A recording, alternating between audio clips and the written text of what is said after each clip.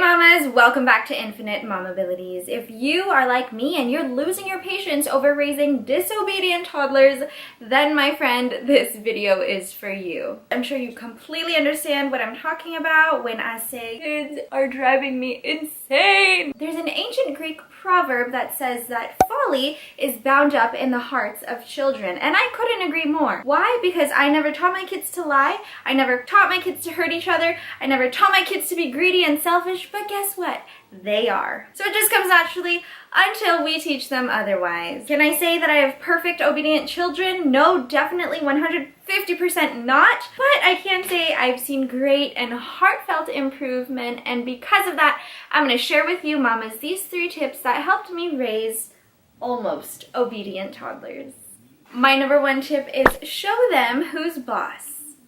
Okay, maybe those aren't the right words, but what I mean is establish your authority as a parent, as a mom, or if you're a dad, establish your authority. So if you live in the Philippines like me, you know that it's really common to say, "Hoy, may mumu dyan," or "Ayun na si Kuya Guard, stop ka na."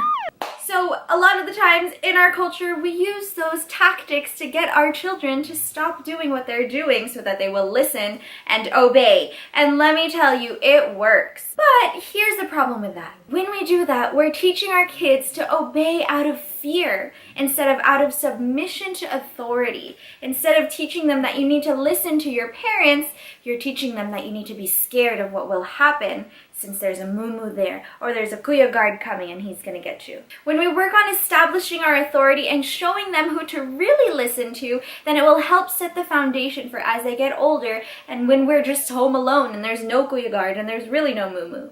Or maybe there is. And aside from just establishing our authority and teaching our kids who to really listen to, it even helps raise them up to learn how to submit to other authorities in our nation even. And who knows, they may grow up, submit to authorities in our country, and make for a more disciplined Philippines. Wouldn't we all like to see that?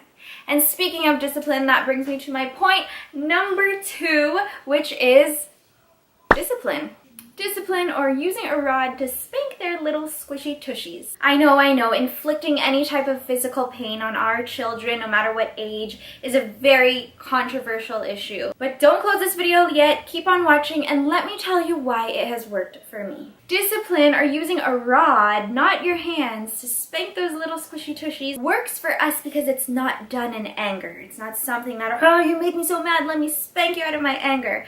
But what we're really doing is we're inflicting a bit of pain. I always try it on myself to make sure it's not too hard, but to also make sure that it is inflicting some sort of pain so that they know right from wrong. This is teaching them that this is okay, but when you do this, it is not. And it's never done in anger. It's never done to express or just release our madness on our children who we're angry towards, but it's lovingly showing them what is right from wrong. And what I mean by lovingly showing them is thinking about the long run, not just thinking about that moment. I want them to stop doing what they're doing. I need them to stop right now. So I need to discipline them and hit them and make them feel the pain. But lovingly, meaning looking at the long run. What do I really want for my children? Do I want them to grow up feeling like they can do whatever they want, and when I send them to school, they can do whatever they want? Or will I discipline them now and let them learn what authority really is, and that there is punishment for doing wrong before they learn it somewhere else outside, before the law teaches it to them, before their teachers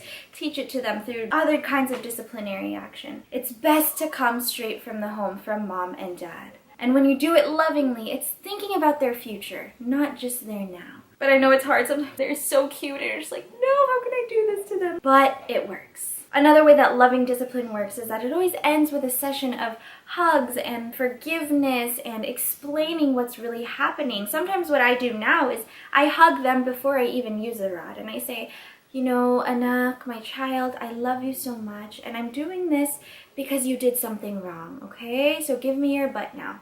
And then I'll do it, and I'll explain it to them after. I love you. I want you to know that this is not okay. So when you do this, you're disobeying mommy. And the Bible says, I am a Christian, and the Bible says this is wrong, and I want you to experience the reward for obedience, blah, blah, blah, blah, blah. That's doing it lovingly, not just, you're so annoying, bam. Definitely not how we do it. But when you do it lovingly, it works. So that's my tip number 2. And lastly, to tie up my number 1 tip of showing who's boss and my number 2 tip of loving discipline is number 3, shepherding their hearts. You know, honestly, moms, we can focus on the outer behavior all we want. We can be like, yeah, we need to fix this behavior. We need to stop you from doing this. We need to stop you from hitting. We need to put you on timeout for this. And we can focus on everything they do on the outside, try to fix it. But if we don't first start with what's on the inside, shepherding their hearts, then lasting transformation will not happen. Why? Because that's how transformation works. It's from the inside out, not the outside in. When their hearts are okay and when we get on a level with them that they can relate with us and we can understand them, they can talk to us, we can talk to them even at a young age, then we can shepherd their hearts to do the right thing. Not do the right thing because if not, I'm gonna discipline you, but do the right thing because in their hearts, they know that's what's right. I'll give you 2 super quick examples on that before I end this video. And the first one is about how I related with my eldest daughter, Rian. This was a couple years back, and I totally lost my temper. We didn't have a helper. I had 2 toddlers. I was pregnant with my 3rd baby. I was like 8 months pregnant, and I was just so tired and exhausted, and she was driving me insane because she wasn't listening. And I did something. Don't judge me, okay? I know this is horrible. But I sprayed her in the shower with the bidet so that I can get her attention. And you know, she didn't get hurt or abused or anything, but I just knew that my heart was wrong when I was doing that. So after that, you know, I yelled at her, I took out my anger on her, and she went to her room and she was fine and she seemed fine and everything, but I was not fine on the inside. I was like, I know I did something wrong. I went to her room. She was still playing. She was acting like nothing ever happened. And I got on my knees before her and I just started crying because I felt so bad. And I said, Rian, I'm so sorry for treating you that way. You do not deserve to be treated that way. Mommy is tired. Mommy is mad, but that doesn't make it okay for me to do this to you. And I told her, again, I'm a Christian, so I'm just going to tell you exactly what happened in my relationship with God in that moment. And I told her, I was like, I really sinned against God. More than I hurt you, I hurt God. So I got on my knees, I was crying, I was sobbing because I felt so bad. And I repented to God right before her. I said, you know what? Lord, I'm so sorry. I shouldn't have treated her this way. This is your daughter. And I asked for his forgiveness and I asked for hers. And in that, I showed her, you know, Rian, you disobey me, and sometimes mommy also disobeys God. And we both need a savior, somebody to help us transform on the inside so that we can transform on the outside.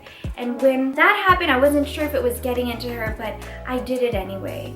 There was another time just recently, nobody was with her in the room, but she did something. Nobody was with her, she was there in the room by herself, she just knows she did something wrong, something that I told her she shouldn't do. She came into my room and she was crying. She said, Mommy, I'm so sorry. I said, what? What did you do? And she said, I'm so sorry. I did this and you told me not to do it, but I still played with it. Nobody saw it, but she came into my room crying, saying sorry to me. That's where I saw. I cried too. I was like, oh, this thing is actually working. This establishing authority, disciplining lovingly, and shepherding their hearts is actually working. Why? Not because it's making her a good child, but because I see it's teaching her the value of obedience. And that's all for the couple of examples I wanted to share with you guys. And that's also the end of my video. Those are my 3 tips on how to raise an obedient toddler. I hope in any way it helped you. If it did, leave a comment down below. If you like this video, like it. And please don't forget to subscribe, click subscribe and the notification bell so you'll never miss a video from me. Check out my other videos if you haven't done that yet. And thank you so much for watching. See you again here next time on Infinite Moments.